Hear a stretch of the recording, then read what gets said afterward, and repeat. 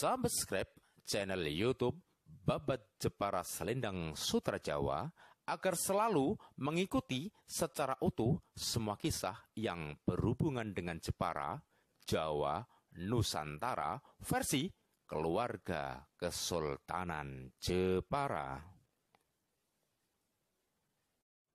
Assalamualaikum warahmatullahi wabarakatuh. Mari ngaji kajian manakib Babat Jepara Selendang Sutra Jawa tentang asal usul Lomban, Desa Langon, Desa Bulu, Sentono Senenan, Sunan Kudus, dan mitos orang Jepara tidak boleh menikah dengan orang Kudus. Lomban adalah melarung kepala kerbau ke laut. Lomban berasal dari kata lom atau ngelom atau ngilum yang artinya ke bawah atau tenggelam atau menghilang. Lalumban atau emban yang artinya terangkat atau muncul atau kelihatan.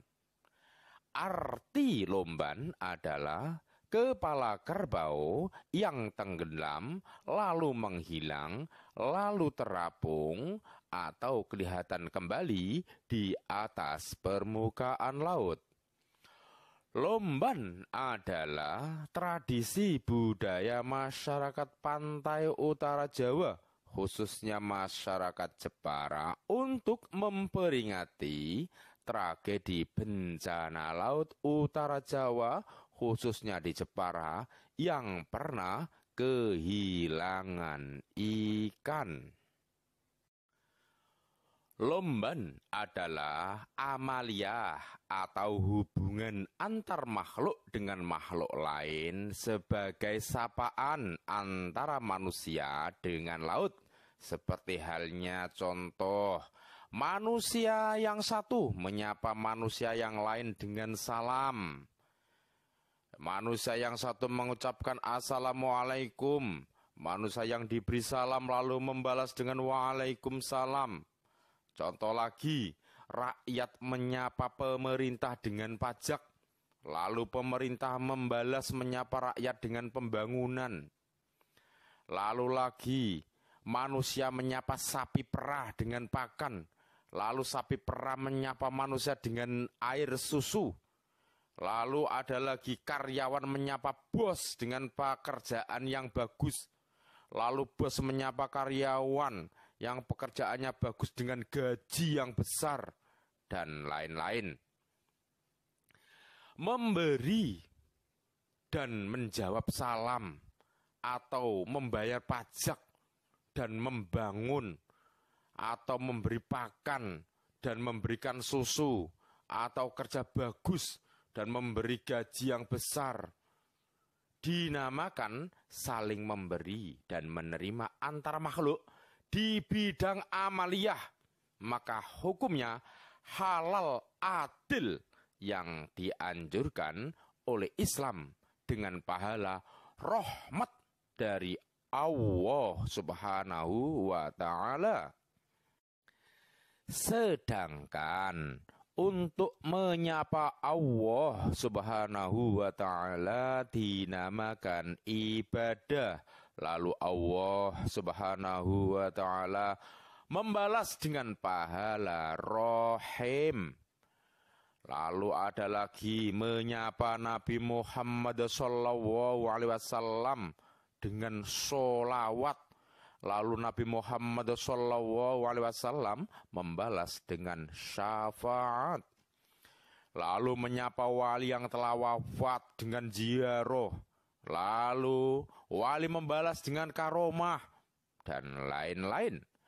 Karena laut bukan manusia yang disapa dengan salam, bukan pemerintah yang disapa dengan pajak, bukan Allah yang disapa dengan ibadah, bukan nabi yang disapa dengan sholawat, bukan sapi yang disapa dengan pakan, juga bukan bos yang disapa dengan pekerjaan yang bagus.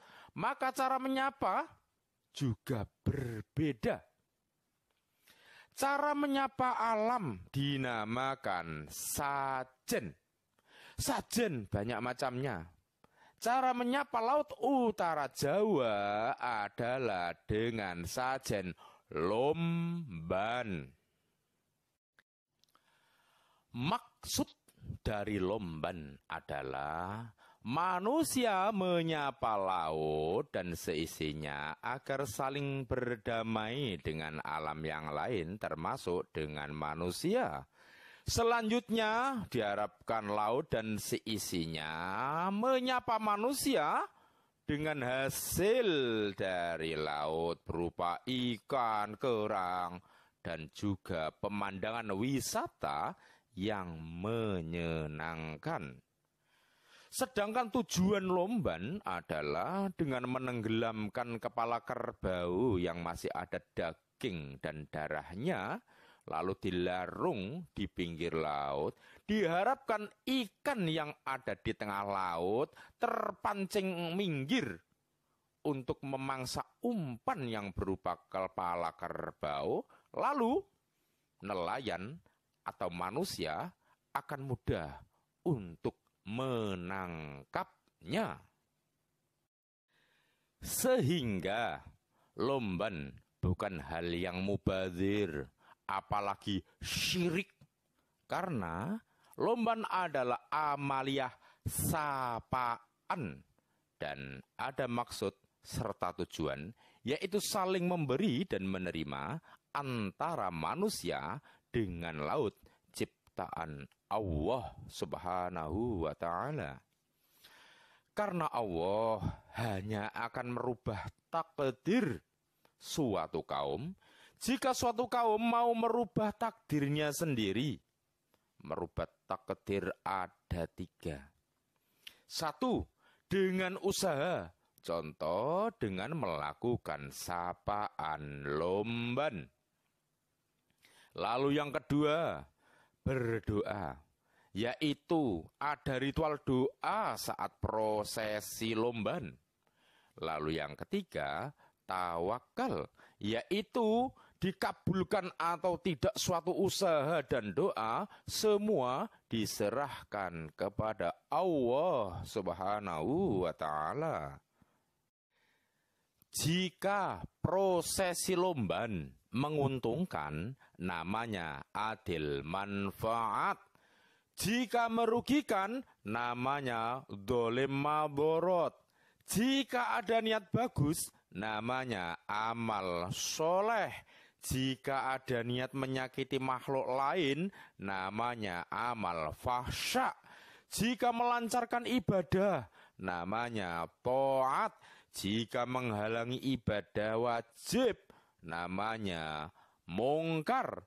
Jika lomban dianggap sebagai Tuhan selain Allah Subhanahu wa ta'ala, menganggap Tuhan lomban, lalu ibadah sholat menyembah lomban, ibadah haji ke pantai Kartini Jepara saat ada lomban, namanya syirik. Kita kembali ke asal usul lomban. Desa Langon, Desa Bulu, Sentono Senenan, Sunan Kudus. Mitos orang Jepara tidak boleh menikah dengan orang Kudus.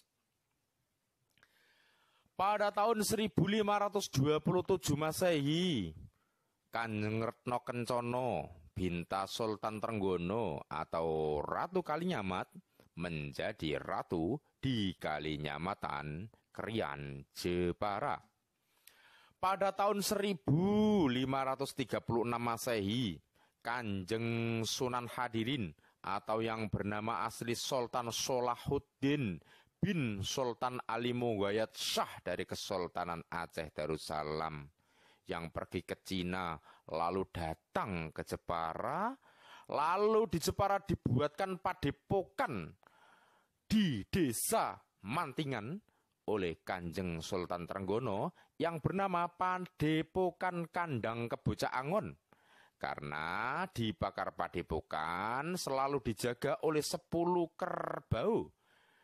Dan di situ juga ada sebuah belik atau tempat mandi kerbau yang saat ini situs belik Kerbocah Angon masih ada di sebelah selatan Masjid Agung Mantingan Jepara. Lalu Sultan Salahuddin diberi gelar dan julukan sebagai Sunan Hadirin Jepara. Kerbau Kasunanan Mantingan jika malam berjejer menjadi pagar Kasunanan Mantingan yang dijaga oleh Raden Gelang. Jika siang, kerbau diangon oleh Raden Gelang di sebuah kampung di sebelah timur Kasunanan Mantingan, yang di sana juga terdapat belik atau kolam untuk memandikan kerbau. Sehingga tempat Raden Gelang angon kerbau dinamakan Desa Gelang Angon, lalu menjadi Desa Gelangon, lalu menjadi Desa Ngelangon, lalu saat ini menjadi Desa Langon. Situs belik kebo Raden Gelang Angon saat ini masih ada di sebelah barat daya makam Raden Gelang di Desa Langon, Kecamatan Tahunan, Kabupaten Jepara. Saat angon dan memberi makan kerbau dengan suket wojo, Raden Gelang selalu ditemani gadis kecil berumur 7 tahun yang bernama Condrowulan. Tapi Condrowulan selanjutnya mendapat tugas menjaga ikan emas milik Ratu Kalinyamat pemberian dari Syekh Abu Bakar Pulau Panjang, sehingga Condrowulan mendapat julukan sebagai Mbah Joko Laut, Desa Teluk Awur, Kecamatan Tahunan, Kabupaten Jepara.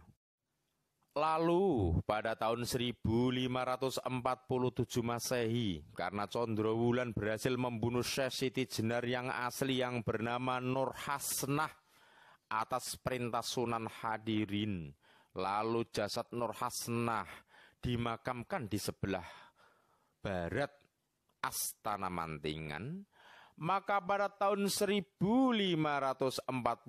Masehi, Sunan Hadirin mendapat hadiah dari Kanjeng Sultan Trenggono, yaitu dinikahkan dengan anaknya yang bernama Retno Kencono atau Ratu Kalinyamat. Lalu setelah menikah, Ratu Kalinyamat tinggal di Kasunanan Mantingan. Karena Sunan Hadirin menikah dengan Ratu Kalinyamat, maka Kasunanan Mantingan berubah menjadi Kesultanan Mantingan dengan nama Kesultanan Kandang Kebuh Caangon. Suatu hari pada tahun 1548 Masehi, Kanjeng Sunan Kudus pergi ke pantai Jepara. Sunan Kudus menemukan seekor ikan emas lalu dibawa pulang. Sesampainya di rumah, Sunan Kudus memelihara ikan emas tersebut dan selalu mengambil sisi ikan emas lalu dijual. Ikan emas yang sisinya diambil oleh Sunan Kudus selalu tumbuh lagi dan tumbuh lagi, sehingga Sunan Kudus menjadi sangat kaya raya dari hasil ikan emas Jepara. Lalu orang Kudus yang mengetahui bahwa di Jepara ada ikan emas, maka hampir semua orang Kudus pergi ke Jepara untuk mencari ikan emas seperti yang ditemukan oleh Kanjeng Sunan Kudus. Karena laut bagian pinggir Jepara diobok-obok memakai berbagai cara dan alat agar orang Kudus bisa mendapatkan ikan emas, maka ikan di Jepara lari ke tengah laut. Sehingga ikan di pantai Jepara tidak ada yang di pinggir. Lalu masyarakat Jepara tidak bisa mengambil ikan lagi. Sunan Kudus yang mendengar kabar bahwa ikan Jepara sudah tidak ada lagi yang di pinggir untuk diambil oleh masyarakat Jepara, Lalu Sunan Kudus pergi ke Jepara menemui Kanjeng Sunan Hadirin dan berkata, "Wong Jepara wis ra duwe iwak emas."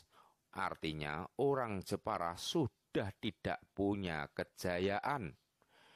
Lalu Sunan Hadirin mengambil gulungan rumput wojo atau seket wojo sebagai pakan kerbaunya, lalu dikalungkan ke leher Kanjeng Sunan Kudus, dan Kanjeng Sunan Hadirin berkata kepada Sunan Kudus, "Iki emas."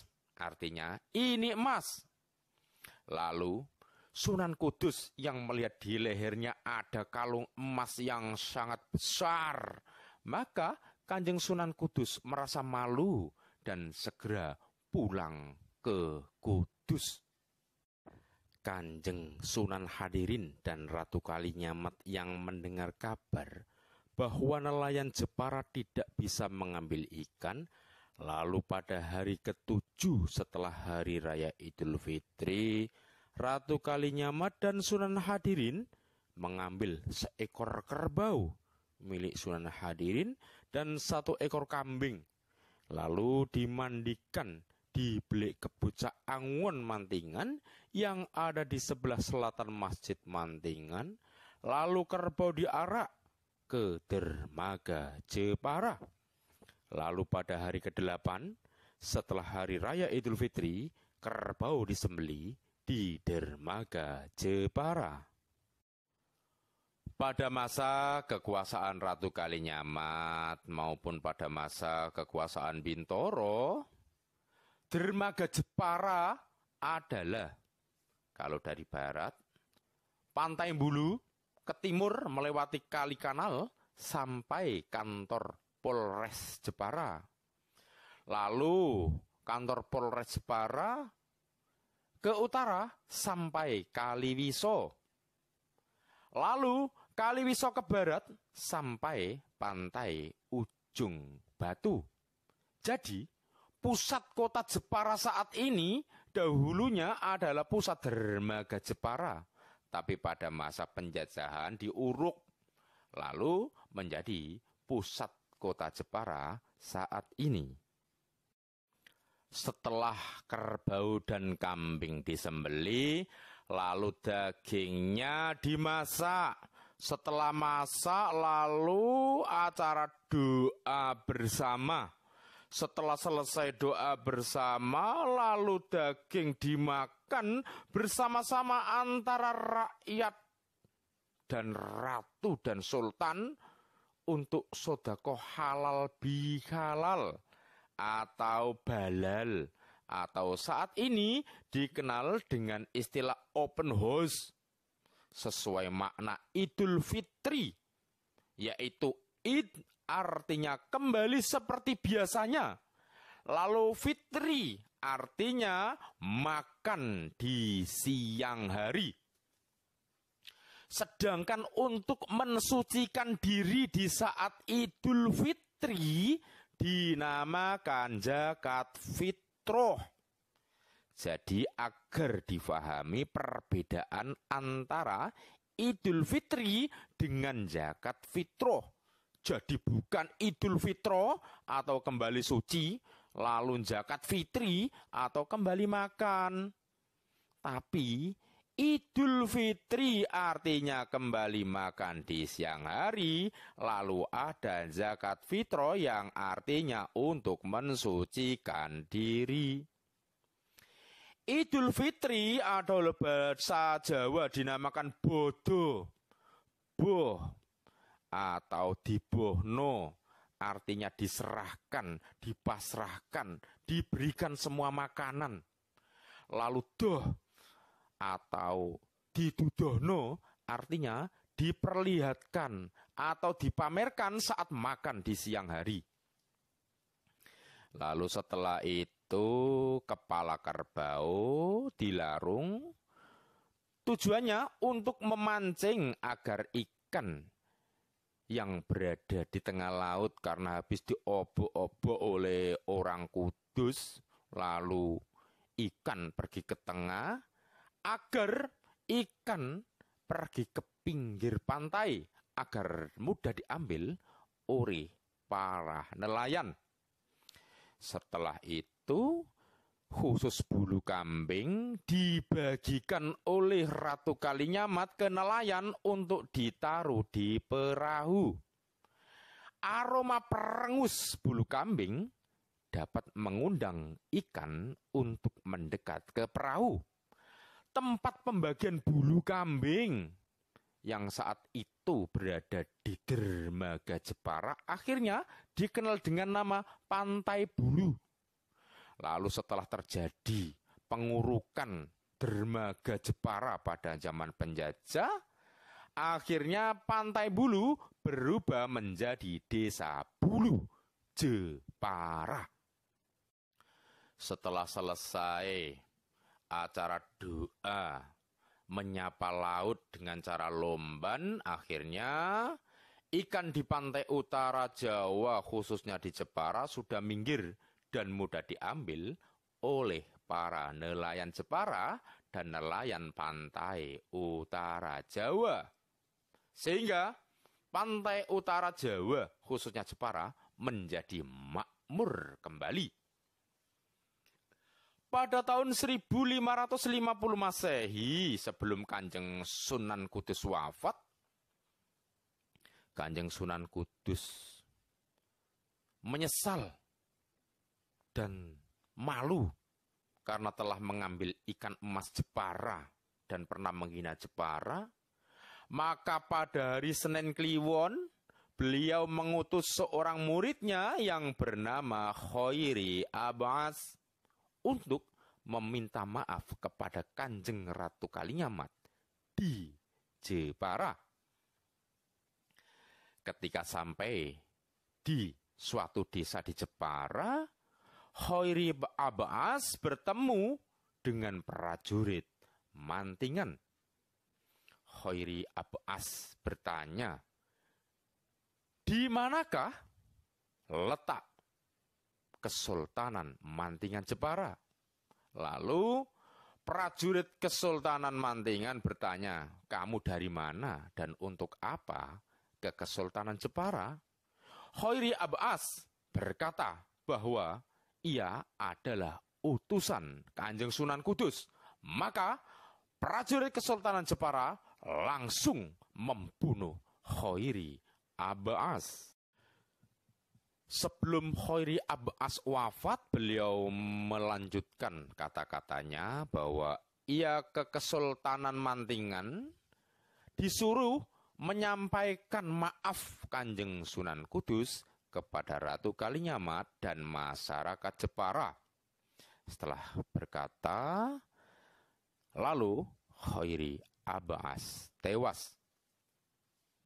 Prajurit Mantingan yang baru tahu bahwa maksud kedatangan Khairi Abbas adalah untuk menyampaikan maaf Kanjeng Sunan Kudus kepada Kanjeng Ratu Kalinyamat dan masyarakat Jepara, maka jasad Khairi Abbas lalu dimakamkan secara terhormat oleh prajurit Kesultanan Mantingan di Desa Senenan, Kecamatan Taunan, Kabupaten Jepara dengan nama Makam Sentono.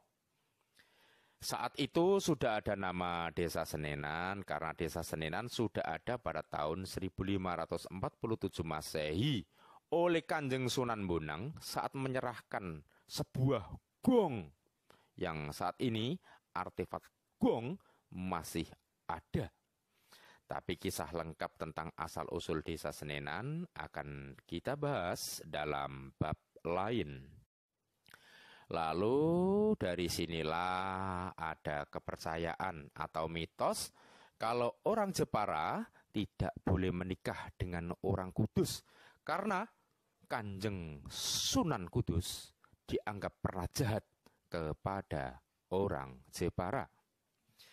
Demikian sekilas kisah tentang asal-usul Lomban, Desa Langon, Desa Bulu, Sentono Senenan, Sunan Kudus. Mitos orang Jepara tidak boleh menikah dengan orang Kudus. Kita ketemu lagi dalam kisah yang lain, masih dalam Babat Jepara, Selendang Sutra Jawa. Assalamualaikum warahmatullahi wabarakatuh.